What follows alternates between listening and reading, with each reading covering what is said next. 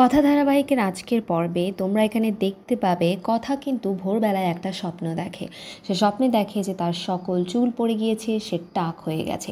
আর এটা দেখে তারপর সে ভয় পেয়ে যায়, আর তারপর অগ্নিব এসে তার টাক মাথায় সিঁদুর পরিয়ে দিচ্ছে এবং তাকে একটা কপালে চুমো খাচ্ছে।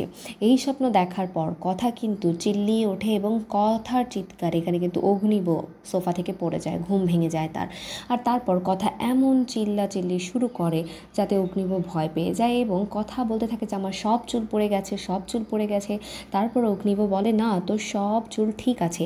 আর তখন কথা তাকে বলে যে আপনি আমার চুলগুলো একটু টেনে দেখুন তো, আসলে আমার চুলগুলো আছে নাকি নেই।